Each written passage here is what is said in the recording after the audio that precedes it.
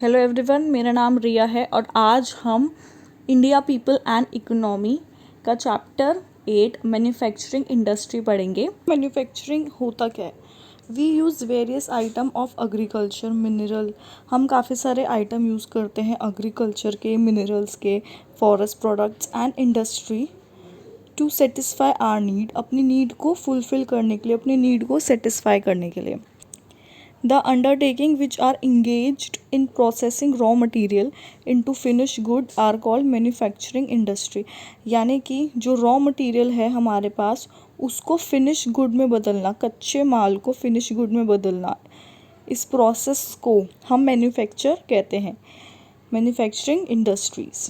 जैसे कि मान लीजिए, जो एग्ज़ाम्पल मैं हमेशा लेती हूँ कि अगर हमारे पास कॉटन है, रॉ मटेरियल हम देखें कि हमारे पास कॉटन है यहाँ पे, सो कॉटन को कोई भी डायरेक्टली अपनी बॉडी में चिपकाएगा नहीं, है ना, उससे शर्ट बनाएगा।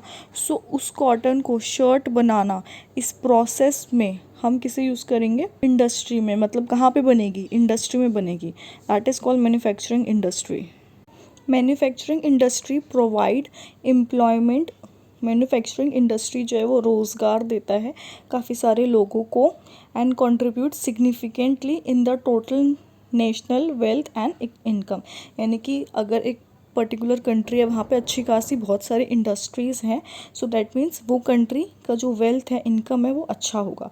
सो मैन्युफैक्चरिंग इंडस्ट्री जो है वो एम्प्लॉयमेंट देता है काफ़ी सारे लोगों को, टू लार्ज लेबर फोर्स, और कंट्रीब्यूट करता है, एक इम्पॉर्टेंट रोल प्ले करता है in the total national wealth and income.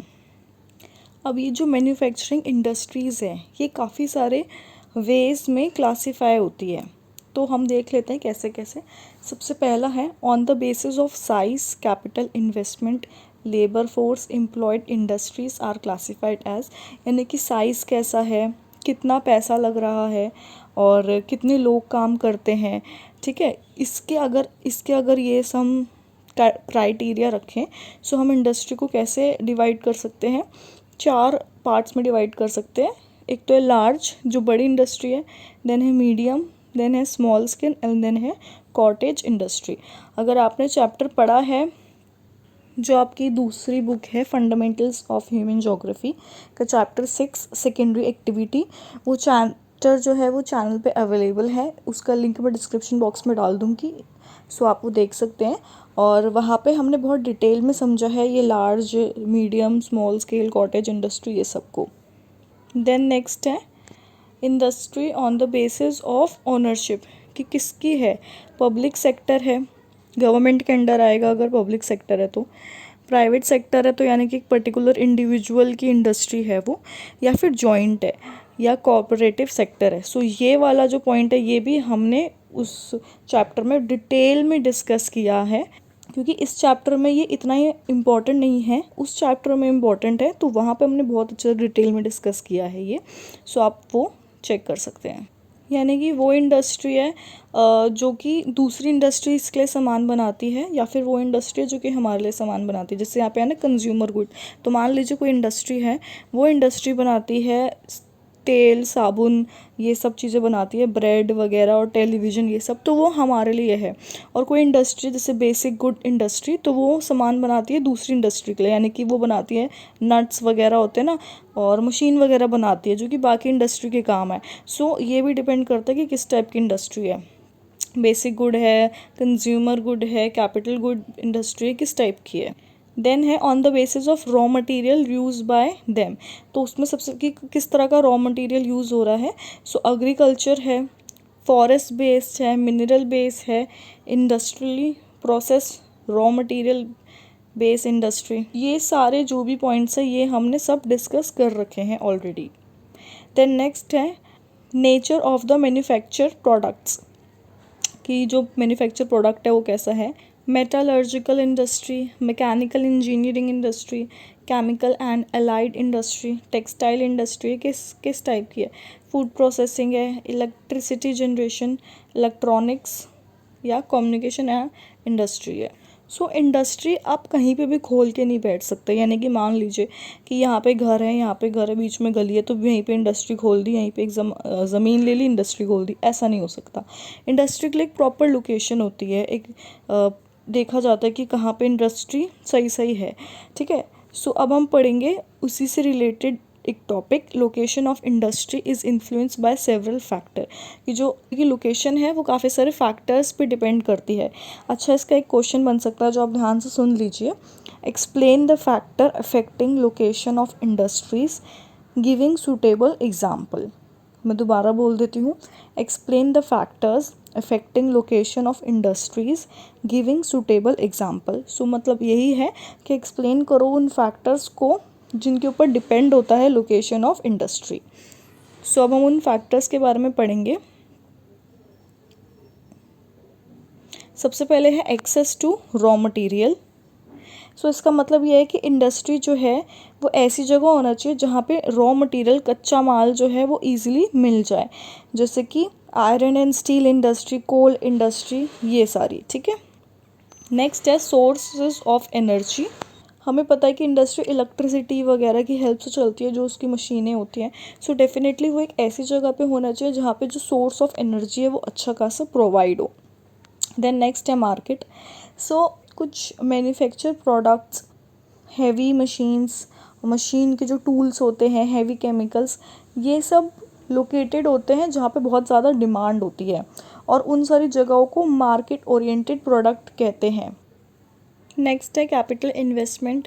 So capital investment पे भी डिपेंड करता है कि भाई फिर इंडस्ट्री कैसे खुलेगी, लार्ज होगी, बड़ी होगी, स्मॉल होगी, किस टाइप की इंडस्ट्री होगी। नेक्स्ट है ट्रांसपोर्ट। सो डेफिनेटली अगर कोई इंडस्ट्री है और यहाँ पे मार्केट है या फिर यहाँ पे रॉ मटेरियल मिलता है अच्छा खासा, तो ट्रांसपोर्ट नेटवर्क जो है वो काफ़ी अच्छा होना चाहिए, तभी इंडस्ट्री, कोई भी इंडस्ट्री होगी वो सक्सेस हो पाएगी।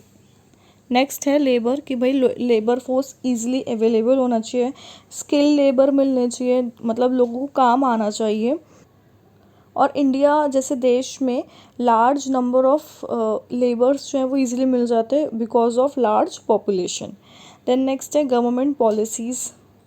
जैसे कि हमारी जो कंट्री है वो एक डेमोक्रेटिक कंट्री है, सो हमारी गवर्नमेंट का यही एम रहता है कि इकोनॉमिक ग्रोथ जो है वो बैलेंस रहे। ऐसा नहीं होना चाहिए कि भाई जो अमीर लोग हैं वो अमीर ही होते जा रहे हैं और जो गरीब लोग हैं वो गरीब ही होते जा रहे हैं, ऐसा नहीं होना चाहिए। जो गवर्नमेंट है वो फोकस करती है कि वो प्रोवाइड कर पाए काफ़ी सारे इंसेंटिव्स इंडस्ट्रीज़ को, वो इंडस्ट्रीज़ जो कि बैकवर्ड एरियाज़ में होती है। सो अब हम कुछ मेजर इंडस्ट्रीज़ के बारे में पढ़ेंगे। इसके सबसे पहले हम पढ़ेंगे iron and steel industry. Actually जब भी हम इंडस्ट्री को इमेजिन करते हैं सो हमारे दिमाग में यही इंडस्ट्री आती है, वो है iron and steel industry. So iron and steel industry is the basic to the industrial development of any country. किसी भी कंट्री के लिए आयरन एंड स्टील इंडस्ट्री एक बहुत ही बेसिक इंडस्ट्री मानी जाती है। क्यों मानी जाती है? क्योंकि मान लीजिए मेरे पास यहाँ पे एक इंडस्ट्री है और ये इंडस्ट्री बनाती है कार, ठीक है। सो ये इंडस्ट्री गाड़ियाँ बनाती है और इसके कार के कुछ पार्ट्स वगैरह भी होंगे।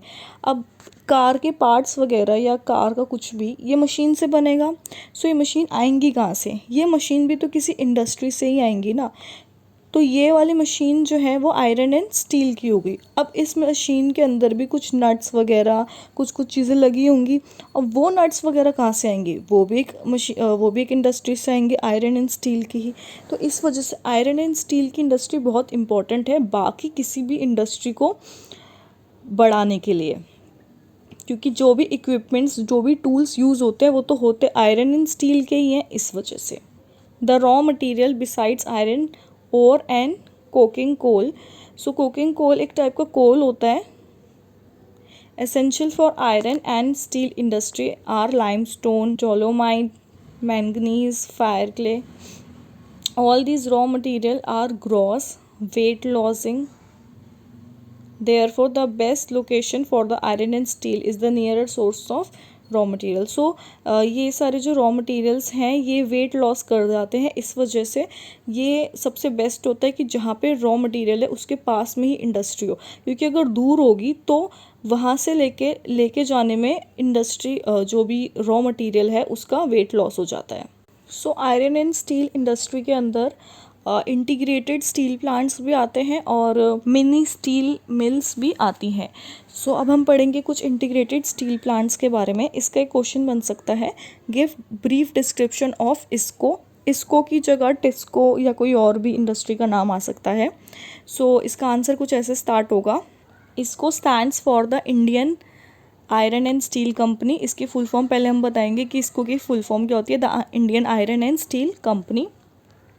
फिर हम इसके ऐसे पॉइंट्स बना के लिखेंगे। अगर आप ऐसे पॉइंट्स बना के लिखेंगे पेपर में तो आपको ज़्यादा अच्छे से मार्क्स मिलेंगे। जैसे factors, factories under it, present location, ऐसे करके अगर आप लिखेंगे तो आपको टीचर के ऊपर इंप्रेशन अच्छा पड़ेगा।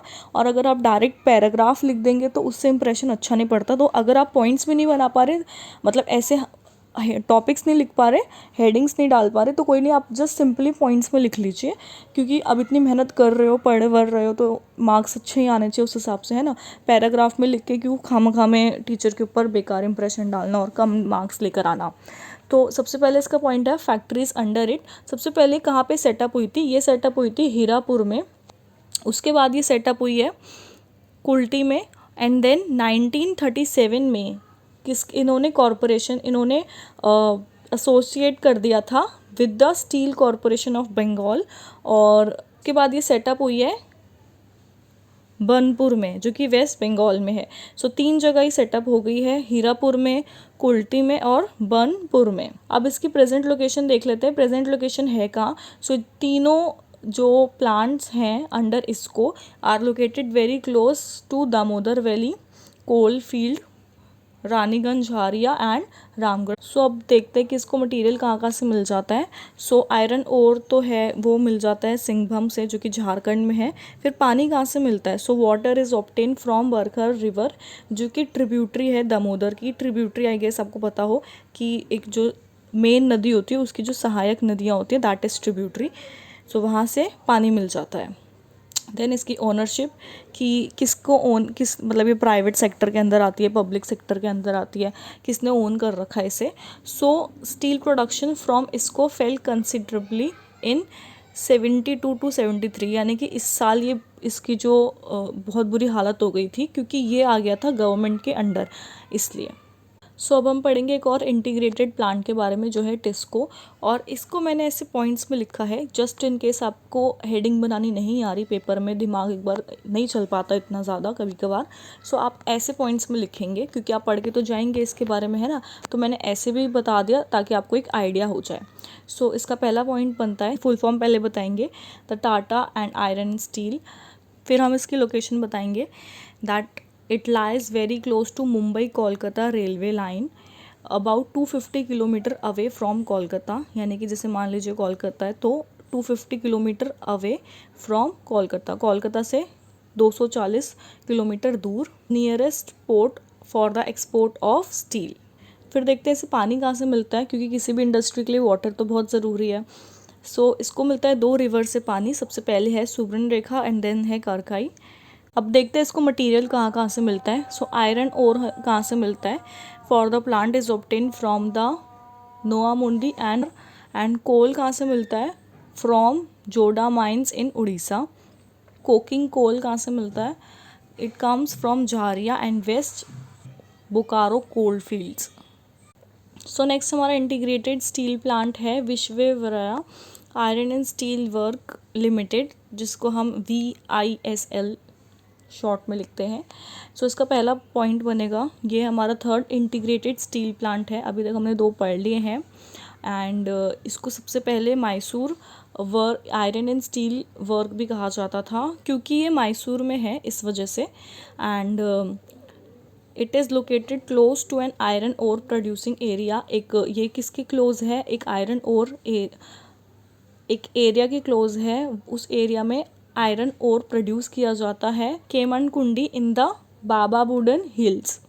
अब इसके लिए जो रॉ मटेरियल्स चाहिए होते हैं, जैसे लाइमस्टोन, अगर जब हम आयरन एंड स्टील पढ़ रहे थे तब भी हमने लाइमस्टोन वगैरह डिस्कस किया था, ये सारे रॉ मटेरियल्स चाहिए थे। सो लाइमस्टोन, मैग्नीज, ये सब चाहिए होते हैं और ये लोकली अवेलेबल है, बट वहाँ पे कोल जो है वो अवेलेबल नहीं हो पाता है।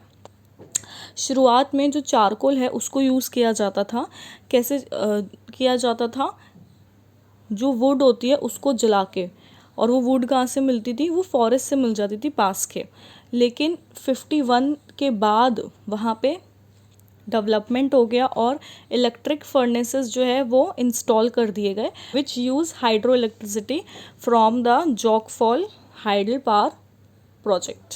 अब देख लेते हैं कि कौन सी रिवर है जो इसे पानी देती है, तो वो है भाद्रावती रिवर। और ये जो प्लांट है it produce special steel and alloys. So independence के बाद जब सेकेंड 5 ईयर प्लान रखा गया था 56 से 61 में, आपको पता होगा 5 ईयर प्लान्स जो बनते हैं, अगर आपके पास पॉलिटिकल साइंस है तो आपको और अच्छे से पता होगा, फिलहाल ज्योग्राफी में इसका इतना इंपॉर्टेंट रोल नहीं है, तो आप बस इतना समझ लो कि सेकेंड 5 ईयर प्लान के अंदर रखा गया था 3 नए इंटीग्रेटेड स्टील प्लांट्स सेटअप किए गए थे फॉरेन कोलैबोरेशन के साथ, यानी कि बाहर की जो कंट्रीज़ हैं उनके साथ कोलैब किया गया। तो सबसे पहला हम इनको डिटेल में पढ़ेंगे, अभी बस आप नाम समझ लीजिए। राउरकेला, भिलाई इन छत्तीसगढ़, दुर्गापुर इन वेस्ट बंगाल। ये जो प्लांट्स थे ये पब्लिक सेक्टर प्लांट थे under Hindustan steel limited HSL, और इसकी फुल फॉर्म आ सकती है 1 मार्क क्वेश्चन में, तो इसलिए प्लीज़ इसको ध्यान से अपने नोट में या बुक में ही कहीं पे लिख लीजिएगा उसी टाइम पे। एंड पब्लिक सेक्टर जो हम पहले डिस्कस कर चुके हैं वो सेक्टर होता है जब कोई इंडिविजुअल या एक कंपनी के अंडर आता है, ठीक है। और 1973 में steel authority of India limited was created to manage these plant. So 73 में steel authority of India limited create की गई थी सो दैट जो प्लांट्स हैं इनको मैनेज कर पाएँ। सो सबसे पहले हम पढ़ेंगे राउरकेला स्टील प्लांट के बारे में। सो पहले देखते हैं कि सेटअप कहाँ हुआ था। आपका पहला जो हेडिंग बनेगी वो सेटअप की बनेगी। तो राउरकेला स्टील प्लांट जो है it was setup in 1959 in Sundargarh district of Orissa. किसकी कौन सी डिस्ट्रिक्ट में? उड़ीसा की डिस्ट्रिक्ट में। उस डिस्ट्रिक्ट का नाम भी आपको याद रखना पड़ेगा, सुंदरगढ़। और किसके कोलैबोरेशन के साथ था? जर्मनी। ये बहुत इंपॉर्टेंट है क्योंकि कंट्री अलग अलग है, यानी कि हर स्टील प्लांट की जो कोलैबोरेशन है वो अलग अलग कंट्री के साथ हुई है। सो इसकी किसके साथ हुई है? जर्मनी के साथ हुई है। इसकी लोकेशन देख लेते हैं। सो इसकी लोकेशन है the plant was located on the basis of proximity of raw material thus minimizing the cost of transporting weight losing raw material। so transport इसका ऐसा था कि जो रॉ मटेरियल होते हैं जो वेट लॉस करते हैं उसकी वजह से दिक्कत ना आए, इस वजह से रॉ मटेरियल के पास ही ये लोकेट था। अब देखते हैं कि इसे मटेरियल कहाँ से मिले थे।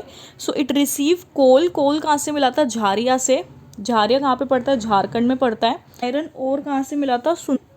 केंदुझर से। अब पावर देखते हैं। So Hirakud project supplies power for the electric furnaces. और वाटर कहाँ से मिला था? वाटर ऑब्टेन हुआ था कोयल एंड संख रिवर से। अब नेक्स्ट है भिलाई स्टील प्लांट। सो ये सेटअप हुआ था विद रशियन कोलैबोरेशन। जो हमने अभी पहले पढ़ा राउरकेला वो हुआ था जर्मनी के साथ और भिलाई स्टील प्लांट हुआ था रशिया के साथ। कहाँ पे हुआ था? इन दुर्ग डिस्ट्रिक्ट ऑफ छत्तीसगढ़। जो हमने पहले पढ़ा था वो हुआ था उड़ीसा में और ये कहाँ हुआ था? छत्तीसगढ़ में। कब हुआ था? 1959। जो पहले पढ़ा था वो भी 1959 में ही हुआ था। अब हम इसकी मटेरियल देख लेते हैं। तो आयरन ओर कहाँ से आता है? It comes from Dalli Rajhara mine. और कोल कहाँ से आता है? From Korba and Kargali coal field. या नाम आपको याद रखने पड़ेंगे जो कोरबा कारगिली कोल फील्ड। ये काफ़ी सारा जो स्टील यहाँ पे प्रोड्यूस होता है इस इंडस्ट्री में, सो वो कहाँ चला जाता है? वो जाता है हिंदुस्तान शिपयार्ड एट विशाखापट्टनम। अब हम पावर देख लेते हैं। पावर सप्लाई कहाँ से मिलता है? सो पानी कहाँ से आता है? It comes from Padam river. ये एक रिवर है। And power from the Korba thermal power station. Now will talk about Durgapur steel plant. So ये कहाँ पे सेटअप हुआ था? It was set up in West Bengal. और किसके साथ कोलैबोरेशन की थी? यूनाइटेड किंगडम के साथ। जो हमने पहला प्लांट पढ़ा था राउरकेला वो किसके साथ की थी? जर्मनी के साथ। और जो दूसरा था भिलाई वो किसके साथ की थी? रशिया के साथ। और जो दुर्गापुर है वो किसके साथ किया? यूके के साथ। It started production in 1962। सो अब हम इसके लोकेशन के बारे में पढ़ेंगे। सो ये प्लांट कहाँ पे लोकेटेड है? In Raniganj and Jharia coal belt. और ये दोनों ही झारखंड में पड़ते हैं। So Raniganj and Jharia coal belt located है। और आयरन ओर कहाँ से मिलता है इसे? नोआ मुंडी से। Cotton textile industry. So India was famous world wide for the production of muslin, a very fine variety of cotton cloth. ये सब जो मैं नाम ले रही हूँ ये सारे कॉटन क्लोथ की वेराइटी है। मुस्लिन हो गया, कालीकोस, चिंट्स और बाकी सारे वेराइटीज़ जो हैं, मतलब इंडिया जो है वो काफ़ी ज़्यादा अच्छी खासी क्वालिटी के कॉटन के क्लोथ्स प्रोड्यूस करता था। सो यहाँ पे कॉटन काफ़ी अच्छी मात्रा में प्रोड्यूस होता था। सो इसको टॉपिक को कवर करने के लिए एक क्वेश्चन मैंने बनाया है, what are the factors affecting cotton textile industry. आप इस क्वेश्चन ये ऐसे करके भी आ सकता है। सो इसका आंसर ऐसा कुछ होगा कि इट इज़ ट्रॉपिकल कंट्री। सबसे पहले तो इंडिया जो है वो ट्रॉपिकल कंट्री है, तो कॉटन जो है यहाँ पे सबसे ज़्यादा कंफर्टेबल फैब्रिक होता है for a hot and humid climate. और जो कॉटन के लिए ज़रूरत होती है, जिस क्लाइमेट की ज़रूरत होती है, वो क्लाइमेट भी आपको इंडिया में मिलेगा। Large quantity of cotton was grown in India. Abundant skill labour required for this industry was available in this country. So काफ़ी सारे स्किल लेबर जो कॉटन की इंडस्ट्री के लिए हेल्प करते हैं, ऐसे स्किल लेबर यहाँ पे आपको देखने को मिलेंगे। In some areas people were producing cotton textile for generation. काफ़ी सारे एरियाज़ तो ऐसे हैं जहाँ पे कॉटन टेक्सटाइल जो है वो जनरेशन, पीढ़ियाँ जो हैं वो प्रोड्यूस कर रही थी। And transfer the skill from one generation to other and in the process perfect their skill. और इस प्रोसेस में जो हर एक इंसान की जो स्किल है वो परफेक्ट हो गई थी। इस वजह से यहाँ पे कॉटन बहुत सही तरीके से उगाया जाता है। थोड़ी सी और हिस्ट्री जान लेते हैं। सो पहले के टाइम पे जब ब्रिटिश आए थे तो वो ज़्यादा इनकरेज नहीं करते थे ये कॉटन टेक्सटाइल इंडस्ट्री को, और they export raw cotton to their mill. जो उनकी मिल थी जो कि यूके में थी, जैसे कि लिवरपूल, मैनचेस्टर, तो वहाँ पे वो रॉ कॉटन को मतलब कॉटन बेसिकली जैसे उगाया हुआ जो होता है कच्चे कॉटन को एक्सपोर्ट कर देते, बाहर भिजवा देते थे। और फिर वहीं पे अपनी जो यूके में वहाँ पे फैक्ट्रीज़ वगैरह में अच्छे से उसमें शर्ट वगैरह बना के, यानी कि फिनिश प्रोडक्ट बना के इंडिया में आके सेल करते थे। सो मतलब कितने चालाक थे कि हमारा ही कॉटन लेते थे, वहाँ लेके जाते थे और फिर इंडिया में आके उसे सेल कर देते थे। लेकिन ये जो क्लॉथ था ये काफ़ी सस्ता पड़ता था क्योंकि ये फैक्ट्रीज से बनता था, और फैक्ट्री में बनता था काफ़ी बल्क में बनता था, काफ़ी ज़्यादा बनता था as compared to cottage based industry of India. So India में इतनी ज़्यादा डेवलपमेंट थी नहीं जितनी यूके में थी, तो इस वजह से यूके के जो क्लॉथ थे वो सस्ते पड़ते थे। 1854 में मुंबई में पहली मॉडर्न कॉटन मिल स्टैब्लिश हुई थी, और इसको स्टैब्लिश करने के बहुत सारे फ़ायदे थे।